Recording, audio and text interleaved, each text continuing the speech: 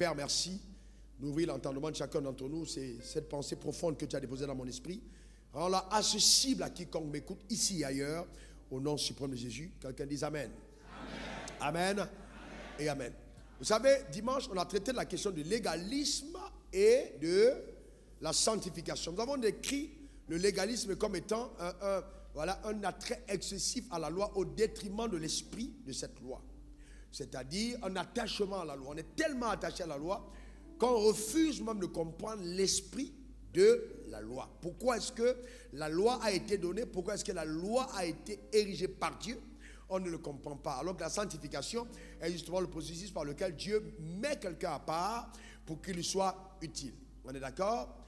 Maintenant, je veux qu'on comprenne certaines choses, parce qu'il y a des choses, quand on ne les a pas comprises, dans le royaume de Dieu, on passe à côté. Ce que je vous dis, c'est vraiment pour ceux qui sont pasteurs, la théologie profonde. Et ce que Dieu veut, qu'on comprenne de sa parole. Vous avez compris ça, vous comprenez beaucoup de choses avec Dieu. Beaucoup. Est-ce que vous savez que la loi en elle-même, elle vient d'où la loi? Pourquoi est-ce que d'abord Dieu donne la loi au peuple d'Israël? Quelle est la raison de la venue de la loi? La loi est venue simplement parce qu'il y a eu une promesse que Dieu a faite à Abraham. La promesse a été la raison de la loi. S'il n'y avait pas eu de promesse que Dieu fit à Abraham, il n'y aurait pas eu de loi. Regardez la promesse.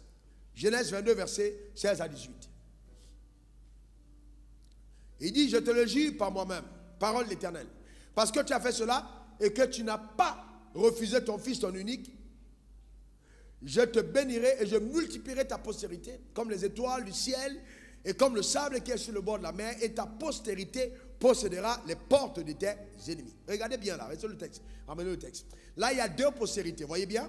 La première postérité, c'est quoi? Comme les étoiles du ciel. La deuxième postérité, c'est comme le sable qui est au bord de la mer. La première postérité, c'est quoi? Postérité, les étoiles du ciel. C'est quoi? Répondez. La première postérité, c'est quoi? La deuxième postérité, c'est quoi? Le sable qui est le bord de la mer. Et ta postérité possédera la porte de ses ennemis. Continuons. Toutes les nations de la terre seront bénies en ta postérité, pas en tes postérités. Parce que tu as obéi à ma voix. Donc Dieu, dans ce texte, fait une promesse à qui? À Abraham. Et Abraham est qui pour nous qui avons cru en Dieu? Il est le père de la foi. La promesse a été faite à Abraham, pourquoi? Parce que Abraham a donné son fils unique à Dieu. Parce que Abraham a apporté sur le mont Moria son fils à Dieu. Et Dieu lui dit, Abraham, ne fais pas du mal à cet enfant. Maintenant je sais que tu me crains. Maintenant je sais que tu es capable de faire pour moi ce que je demande. Puisque tu ne m'as pas refusé ton fils, alors Abraham, je te bénirai. Il parle à Abraham en quel temps? Présent ou futur? En quel temps? Futur. Ça veut dire qu'il n'a pas dit à Abraham, je te bénis. Mais il dit à Abraham, ma bénédiction dans ta vie sera manifeste au travers de ta postérité. Donc ta postérité jouira de la bénédiction que je t'annonce aujourd'hui. C'est ce que Dieu dit à Abraham. Et il lui dit, toutes les nations de la terre, d'accord? Toutes les nations. Et il dit, toutes les nations de la terre seront bénies en ta postérité. C'est ce que Dieu dit à Abraham. Maintenant, la postérité d'Abraham. Dieu avait annoncé à Abraham, justement, bien avant ça, Dieu a annoncé à Abraham dans Genèse 15, verset 13, sache que tes descendants seront étrangers dans un pays qui ne sera point à eux, ils seront asservis. Et on les opprimera pendant 400 ans. Qui a annoncé cette promesse à Abraham? C'était Dieu. Et il dit, tes descendants seront captifs en Égypte. Et après ça, je vais les sortir, je vais juger la nation qui les a oppressés. Ils vont sortir avec de grandes richesses. C'était une promesse que Dieu fit à Abraham. On est d'accord là-dessus. Donc, quand Abraham reçoit la parole de Dieu, cette parole-là, il avait déjà reçu de la part de Dieu, qui lui avait annoncé que ses descendants seront captifs en Égypte pendant 400 ans. Et après ça, il va les libérer. Donc pendant que les descendants sont en Égypte, pendant les 400 ans, pourquoi est-ce que Dieu parle à Moïse en disant, j'ai entendu la souffrance de mon peuple? Il parle pourquoi? Quelle est la raison? Parce que justement ce peuple-là, ils sont des descendants de qui? D'Abraham. Maintenant, suivez-moi bien. Suivez-moi très très bien. Qu'est-ce qu'Abraham lui-même a fait pour que Dieu l'appelle? Est-ce qu'Abraham a eu un mérite? Quelle est la raison pour laquelle Dieu a choisi Abraham? Qui peut me donner la raison? Quelle est la raison? Pourquoi Dieu choisit Abraham? Pourquoi Dieu se sent obligé d'appeler un homme? Pourquoi? Eh bien, parce qu'il avait donné une parole au serpent. Genèse 3, versets 14 à 15. C'est la raison. Il dit au serpent, l'Éternel dit au serpent, puisque tu as fait cela, puisque tu as fait quoi? Qu'est-ce que le serpent avait fait? Il a fait quoi? Il a séduit la femme et il a mené l'homme au péché par sa femme. Puisque tu as fait cela, tu seras maudit entre tout le bétail et entre tous les animaux de sang. Tu marcheras sur ton ventre. Qui est parmi vous quelqu'un qui a vu le serpent marcher sur ses pieds? Quelqu'un a déjà vu? Est-ce que la parole de Dieu marche? Est-ce qu'elle marche? Chaque fois que vous voyez un serpent, souvenez-vous que quand Dieu dit quelque chose, cela s'accomplit toujours. Le serpent rampe. Et de la même manière qu'il rampe, tu seras élevé comme les étoiles du ciel. Certains d'entre vous ne comprennent pas de quoi je parle. J'ai dit, si le serpent rampe, alors moi, je vais être élevé comme une étoile du ciel. Donne-moi le meilleur des amens. Ramenez le texte, s'il vous plaît. Il dit, tu marcheras sur ton ventre et tu mangeras de la poussière tous les jours de ta vie. Je mettrai inimitié entre toi et la femme, entre ta postérité et sa postérité. Celle-ci te crasera la tête et tu lui mordras le talon. Donc là, nous voyons clairement que Dieu a donné une parole au serpent. Est-ce que Adam a prié pour que Dieu donne cette parole au serpent? Qu'est-ce qui a poussé Dieu à donner cette parole au serpent? C'était quoi? Qu'est-ce qui a motivé Dieu? Quelle était la motivation de Dieu? Dieu avait-il besoin de l'argent d'Adam? Dieu avait-il besoin des talents d'Adam? Quelle était la motivation première de Dieu qui a poussé Dieu à dire ça au serpent? L'amour qu'il a exprimé pour l'homme. Et en ce moment-là, est-ce que l'homme a mérité l'amour de Dieu? Est-ce que l'homme ne venait pas de trahir Dieu? Il dit au serpent, la sémence de la femme écrasera ta tête. Donc là, Dieu prend un engagement. Maintenant, l'engagement qu'il a pris là, c'est vis-à-vis de qui? Vis-à-vis du diable, vis-à-vis du serpent. Le défi, c'est entre Dieu et qui? Et le diable. Donc à partir de ce moment, entre Abraham et Dieu, qui a besoin de qui? Non, répondez-moi comme des personnes intelligentes. À partir de ce moment, qui a besoin de qui? C'est Dieu qui a besoin d'Abraham ou c'est Abraham qui a besoin de Dieu?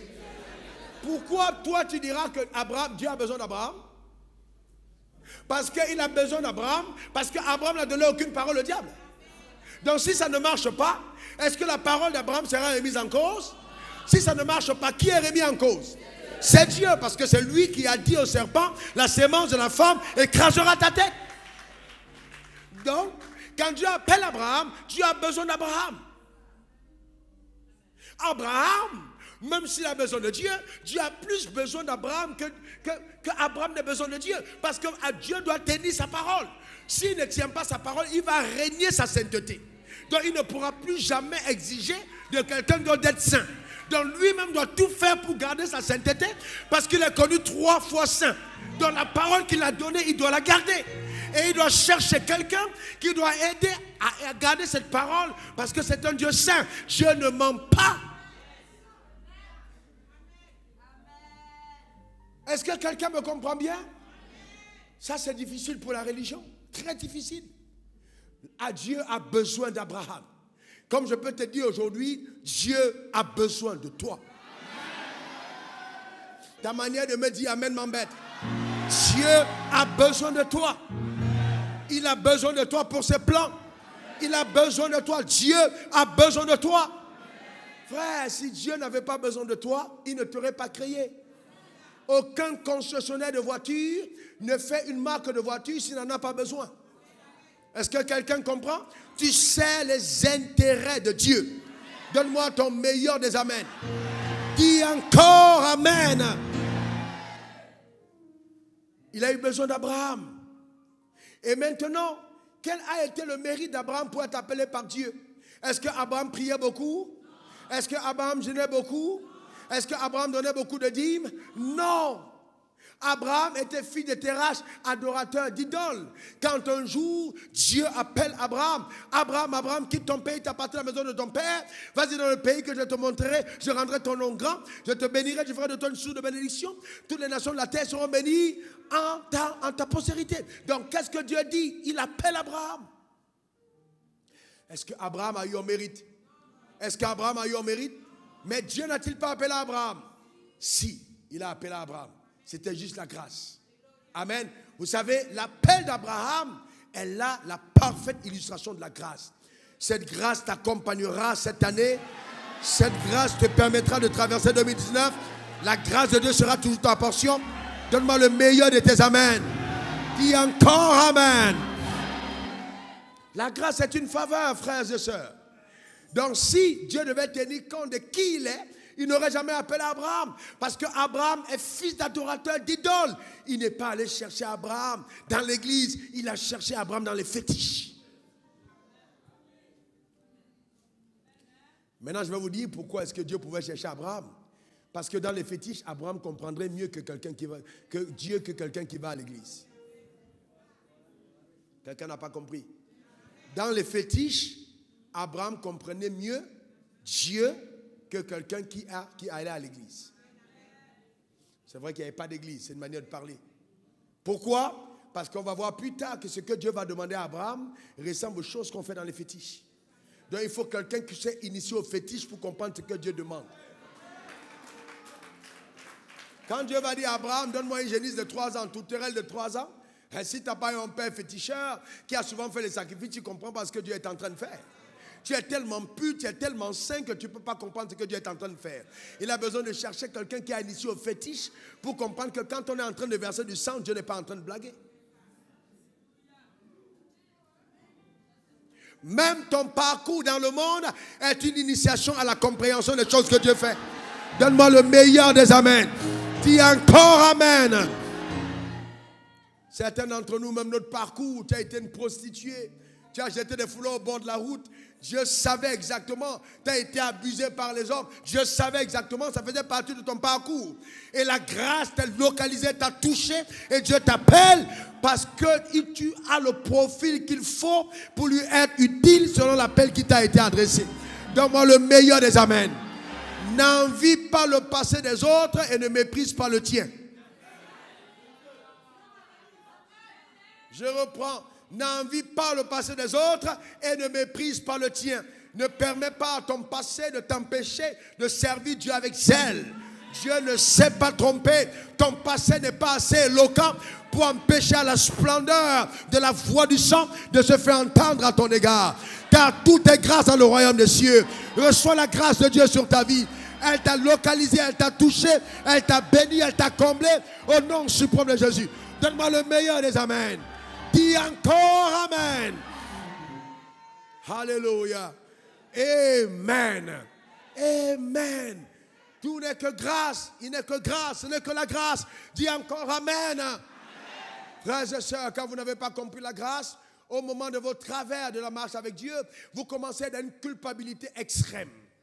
Mais la grâce n'est pas un passeport pour désobéir. Mais la grâce te donne la capacité, quand la désobéissance a été enclenchée, de saisir la main qui te relève et qui te permet de continuer.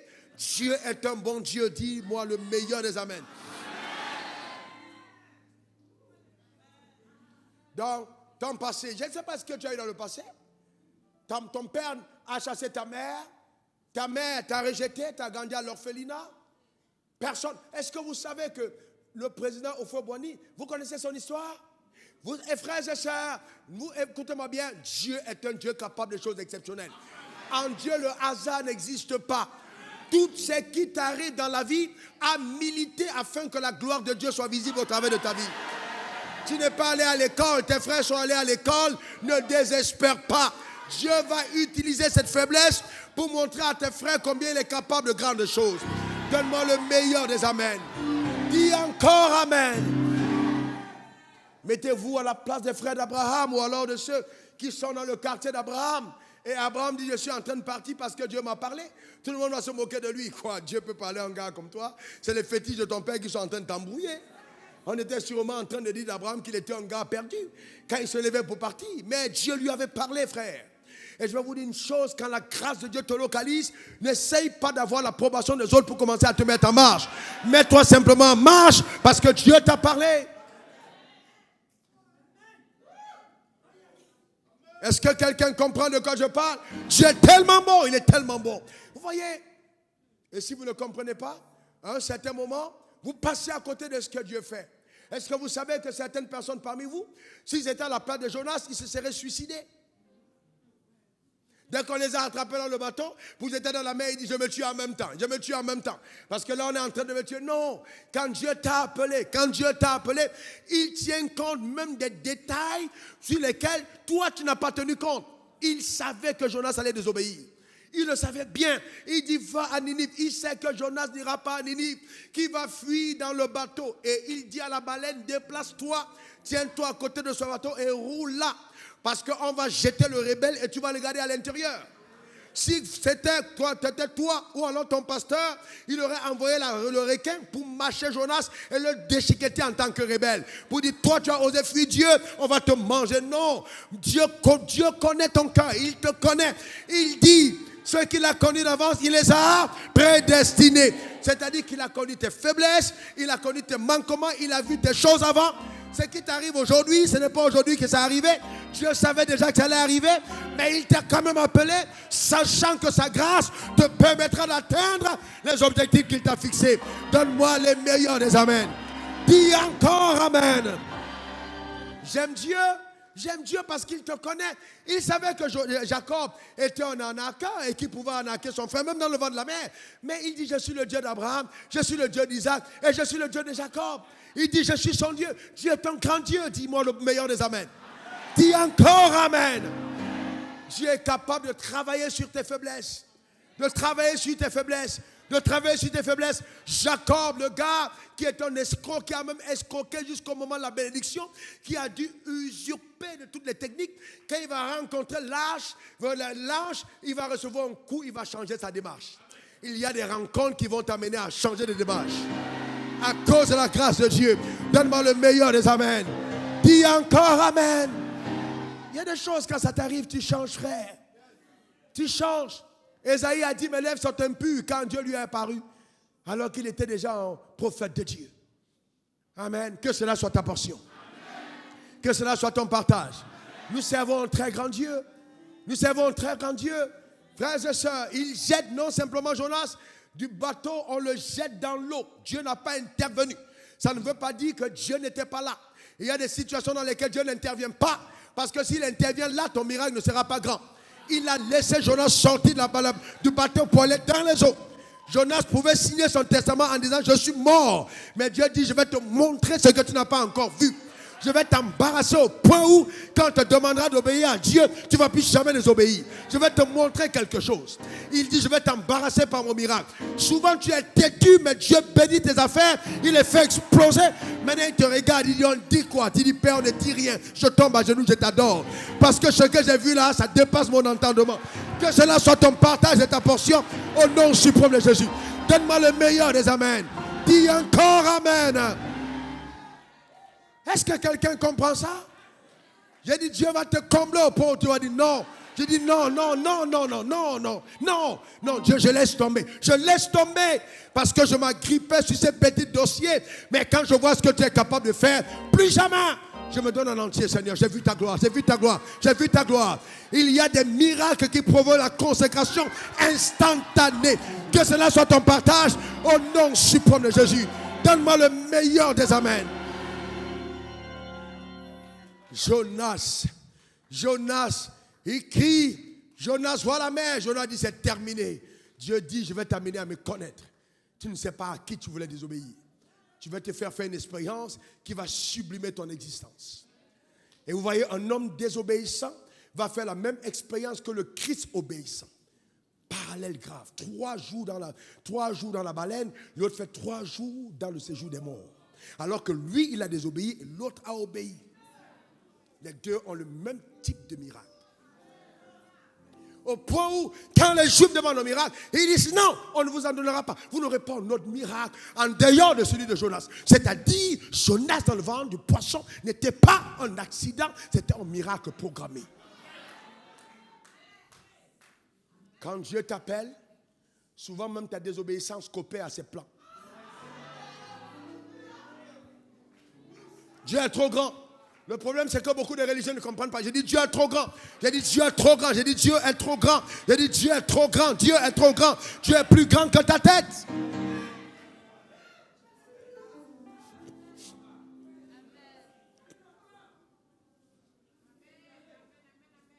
Vous n'avez pas encore vu des gens qui entrent à l'église, ils disent je vais aller escroquer le pasteur Wafo. Ils arrivent à l'église, ils deviennent membres consacrés. Parce que Dieu avait planifié toutes choses. Dieu est grand, Dieu est extraordinaire, Dieu est puissant. C'est un Dieu merveilleux. Quelqu'un donne-moi le meilleur des amens. Quelqu'un dise encore amen. Il faut faire attention à Dieu, il est terrible. Dieu est dangereux. Il est dangereux, Dieu. Il ne faut pas ta tête petite pour le comprendre. Jonas apparaît dans l'eau, la baleine le récupère. Le problème, c'est que normalement, si les mêmes spécialistes d'apnée, c'est-à-dire la capacité de respirer sous l'eau, normalement 10 minutes plus tard, il doit mourir. Et puis vous savez que Jonas remporte le prix Guinness mondial d'apnée. C'est-à-dire dans le livre de Guinness Records, personne ne battra plus jamais le record de Jonas. Il est resté sous l'eau pendant 3 jours. Personne ne peut battre son record. Dieu t'amènera à battre des records.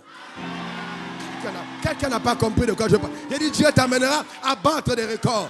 Donne-moi le meilleur des amens. À cause de sa fidélité. 3 jours sous l'eau. Tu as déjà vu ça où? Jonas est dans le ventre. Jonas ne mange pas pendant 3 jours. Jonas fait un jeûne obligé. Mais l'oxygène ne termine pas. Normalement, dans la désobéissance, un gars apparaît, serait déjà mort. Mais le gars est gardé en vie. Parce que quand Dieu t'a conçu pour une tâche, il a envie que tu sois en vie. Quand Dieu t'a préparé pour quelque chose, il n'a pas envie de te faire mourir. La religion peut te tuer, ton pasteur peut te déchiqueter, les gens peuvent te lapider, mais Dieu dit non, je l'ai conçu pour un but, je ne peux pas le laisser tomber. Donne-moi le meilleur des amens. Dis encore amen. Jonas n'avait pas demandé à naître, mais c'est Dieu qui a appelé Jonas. Donc Dieu veut que Jonas soit en vie. Je suis en train de dire à Jonas, ne meurs pas, parce que Dieu ne veut pas que tu meurs. Ne te suicide pas, ne mets pas fin à ta vie. Dieu veut te garder en vie, il a besoin de toi. Donne-moi le meilleur des amens. Ton amen m'embête. Dis encore amen. Frères et sœurs, je n'ai aucune intention d'être l'ami des religieux, des personnes qui prétendent que Dieu utilise des personnes parfaites. Non, jamais.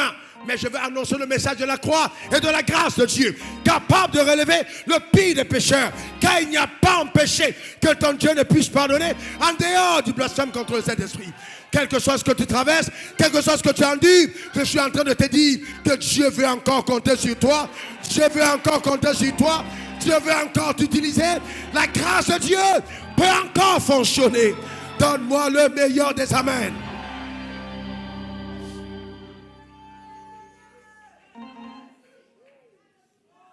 Oui, on a voté contre Jonas. Oui, on a tiré au sort et c'est tombé sur Jonas. Oui, Jonas a été jeté dans la mer et ses affaires oubliées dans le bateau. C'est vrai, mais Jonas n'est pas fini. Le problème, c'est que vous lisez la Bible, mais vous ne voyez pas ce que Dieu m'a montré. Quand Jonas était dans la mer, les habitants du bateau savent que Jonas est mort. Ah ouais, le sac de bagages de Jonas n'est pas resté avec Jonas. C'est resté là et on va devoir chercher la famille pour dire Jonas est mort. Le bateau a bougé, Jonas est sous l'eau. Il est l'objet de commentaires dans le bateau. Ce gars-là à cause de lui, tout le monde parle, mais Jonas n'est pas mort. Vous devez vous rendre compte qu'à un certain moment de votre marche, il y a des gens pour qui on doit souvent vous déclarer mort alors que vous êtes encore en vie.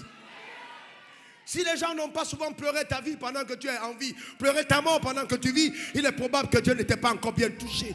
Parce qu'il arrive des moments où les gens doivent commencer à pleurer. On a pleuré le cas de Joseph. Mais Joseph, on avait trouvé ses vêtements avec le sang, mais il n'était pas mort. Je suis en train de dire à quelqu'un, tu n'es pas encore mort. Tu n'es pas terminé. Ton histoire ne s'arrête pas là. Pourquoi? Parce que Dieu a encore besoin de toi.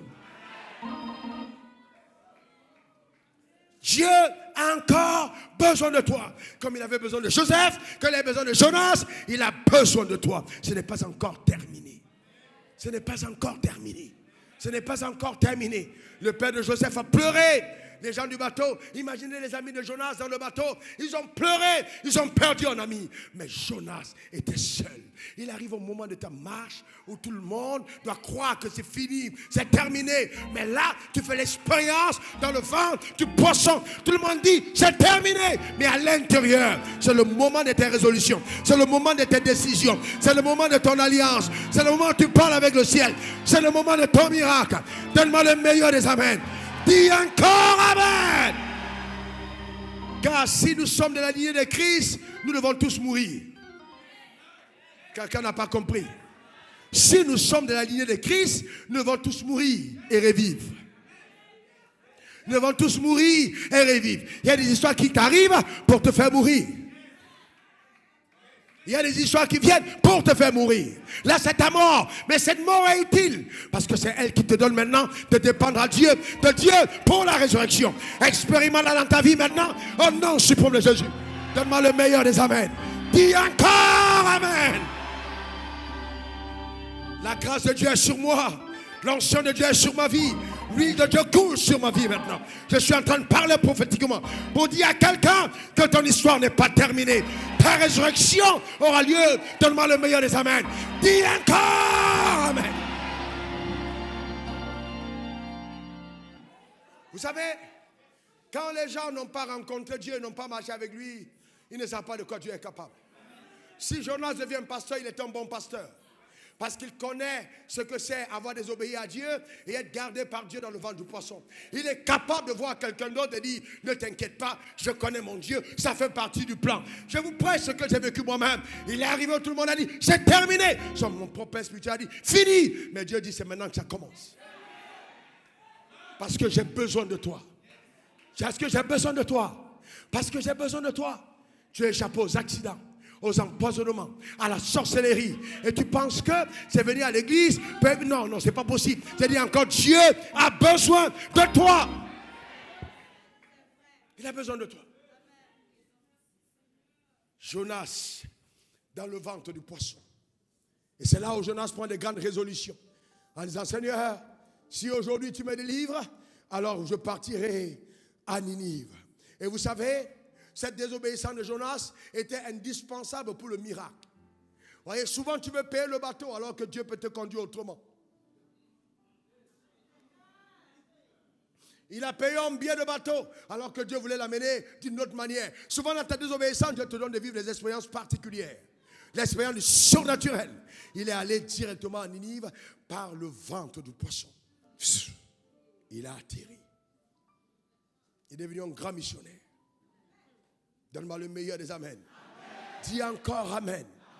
Donc vous comprenez, frères et sœurs, que la raison de la loi était à cause de la promesse. S'il n'y avait pas eu de promesse, il n'y aurait pas eu de loi. Donc la loi n'a pas été donnée pour exprimer la méchanceté du cœur de Dieu. La loi a été donnée parce que Dieu voulait tenir sa parole vis-à-vis du Père, qui s'appelle Abraham. Et il dit donc, ce peuple-là, ce peuple d'Israël, vous aurez une loi. Pas parce que Dieu est méchant, mais parce que Dieu dit, je vous aime tellement pour que vous vivez comme tout le monde. Voilà la raison de la loi. Parce qu'il y a un appel sur vous, vous n'allez pas vivre comme n'importe qui. Voilà la raison de la loi. Parce que j'ai promis à votre Père de vous bénir.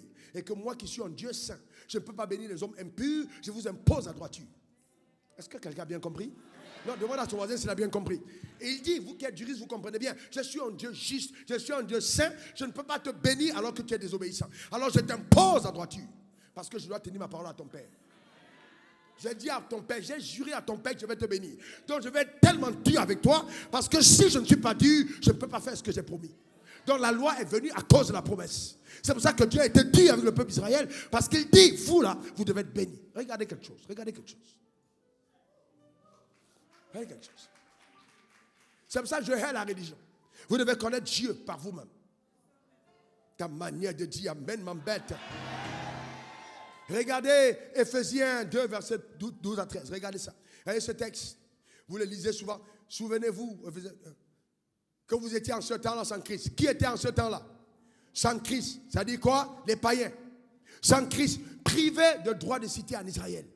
Étrangers aux alliances là aux alliances de quelle promesse? La promesse de Dieu à qui? À Abraham. On dit vous étiez étrangers aux alliances de la promesse. Est-ce qu'un Ivoirien était concerné? Un Camerounais? Non. Un Français? Non. Un Américain? Non. Qui était? Un Tchadien? Non. Un Guadeloupéen? Non. Un Haïtien? Non. On n'était pas concernés. La promesse concernait qui? Israël. Étranger aux alliances de la promesse, sans espérance et sans Dieu dans le monde. Donc ça veut dire que si tu n'as pas Dieu, tu ne peux pas avoir la loi de Dieu. Je reprends maintenant le texte. Oh, que Dieu ouvre ton intelligence. Ramenez verset 11. Voilà. Non, venez. Voyez-vous? Verset 12. Sans espérance et sans Dieu. Sans espérance et sans Dieu. Sans espérance et sans Dieu. Sans espérance et sans Dieu dans le monde. Vous n'avez pas Dieu dans le monde. Vous êtes sans Dieu. C'est pourquoi on a une pléthore de Dieu. Dieu de ceci, Dieu des arbres, Dieu des forêts, Dieu des eaux. Certains vous appelez Tanoé, etc. Vous êtes allés ramasser des noms de ces dieux. Mais ça, c'est dû à l'héritage du fait que nous étions sans Dieu. Et comme dans la conscience de chaque humain, il y a l'existence de Dieu, alors on s'est fabriqué des autres dieux pour essayer de substituer l'absence de Dieu. Parce que Dieu n'a pas traité avec nos pères. Et nous sommes allés ramasser des fétiches pour pouvoir adorer ces fétiches parce qu'on voulait un Dieu. Mais dans le plan de Dieu, il savait qu'Israël allait rejeter le Messie. Et le Messie, par son sang, allait réconcilier tout le monde avec lui. Regardez le verset, ramenez-moi le verset 12. Vous voyez, sans espérance et sans Dieu dans le monde. Verset 13, il dit, mais maintenant en Jésus-Christ, vous qui étiez jadis éloignés, vous avez été rapprochés par le sang de Christ. Vous avez été rapprochés par quoi? Par le sang. Maintenant le sang t'a lavé, le sang t'a ramené, le sang t'a sanctifié, le sang t'a rapproché. Et ça, c'était le plan de qui? C'était le plan de qui? Pourquoi est-ce qu'il nous a rapprochés? Par le sang de Christ, pour accomplir la promesse qu'il a annoncée au serpent. La postérité de la femme écrasera ta tête, mais tu lui mordras le talon. Maintenant, nous aussi, nous sommes dedans. J'ai des amis juifs qui ne croient pas en Jésus. Ils ne croient pas en Jésus. Quand vous allez en Israël, beaucoup de commerçants qui vendent là, le truc, ils ne croient pas en Jésus, mais ils disent, bon, ces gars-là, ils sont là, ils croient en ce faux gars, petit gars de 33 ans qui veut nous blaguer. Nous, ce n'est pas un petit gars de 33 ans qui veut nous blaguer, c'était Dieu qui était sous la forme humaine, qui a porté son sang. C'est pour ça que Jean-Baptiste a dit, voici l'agneau de Dieu qui ôte les péchés du monde. Est-ce que quelqu'un comprend? Maintenant, je reviens plus loin, s'il vous plaît. Vous êtes là? Alors, je vous pose une question. Il y a quelque chose qui m'embête profondément. Dieu, tes pères et mes pères, ceux qui ont vécu au temps d'après Abraham, n'étaient pas concernés par la loi. Ils étaient concernés par les fétiches, pas par la loi d'Israël. Maintenant, Dieu nous a donné de ne pas connaître la loi, mais de le rencontrer par la grâce. Pourquoi nous qui n'étions même pas concernés par la loi, nous allons faire des bisoutages à la loi, alors que la loi n'était pas notre partage. La loi n'a jamais été pour toi. Dieu t'a donné de le connaître par la grâce. La loi n'était pas pour toi. Si tu rentres dans la loi, tu n'es même pas élu pour faire partie des descendants d'Abraham. C'est la grâce qui t'a ramené à Dieu. Tu cherches quoi dans la loi? Qu'est-ce que tu cherches dans la loi? Tu cherches quoi dedans? La loi n'était pas pour toi. Les 10 commandements n'ont jamais été donnés aux Ivoiriens, aux Camerounais, aux Tchadiens, aux gens des États-Unis. Les 10 commandements étaient donnés aux Juifs. Écoute-moi bien, aux Juifs, descendants d'Abraham. Toi, tu étais d'Israël. Pourquoi tu cherches quoi dans la loi? La loi n'était pas pour toi. Vous voyez ça? La loi Maintenant, tu penses que c'est la loi qui va donner à Dieu des têtes agréables. Non. Non. Tu étais dans le fétiche. Féticheur. Adorateur d'idoles. L'amour de Dieu t'a localisé. Dieu t'a choisi, t'a appelé. Maintenant, tu cherches quoi dans la loi? Au lieu d'embrasser Christ et de célébrer son sang et de bénir celui qui t'a ramené à Dieu, tu commences à chercher la loi. Non! Non! La loi n'était pas pour toi. La grâce est pour toi. Voyez-vous, quand vous ne comprenez pas l'évangile, vous passez à côté. Ce n'est pas parce que l'Ancien Testament est gros que ça veut dire qu'il est plus important.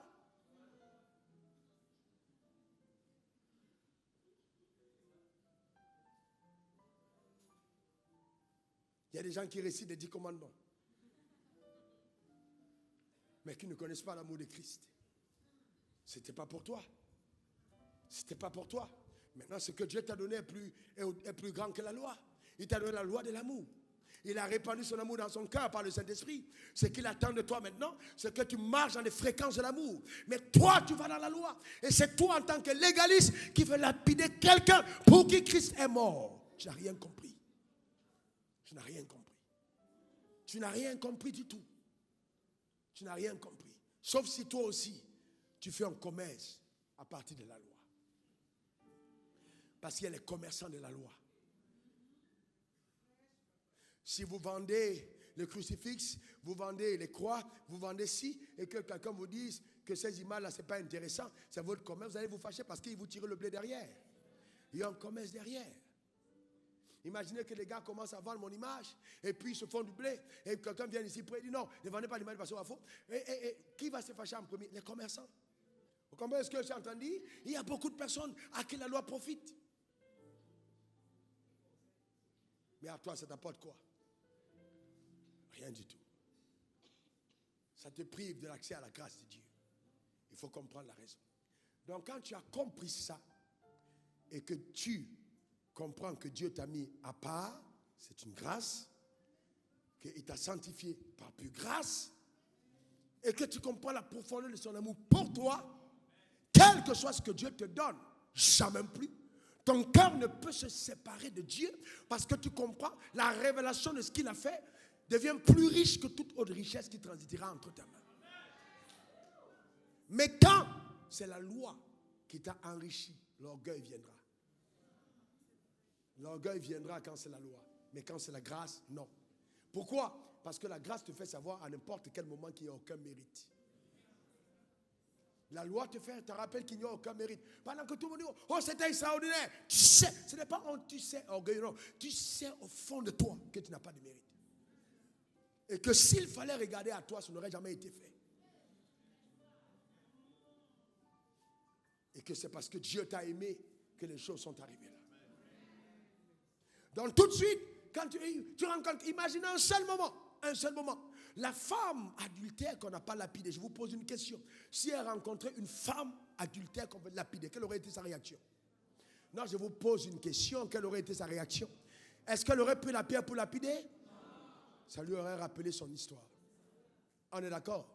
Ça aurait rappelé quoi? Son histoire. Ça aurait rappelé quoi? Est-ce que vous pouvez maintenant aller dans le livre de Matthieu? On va un peu voir l'histoire. Matthieu 1.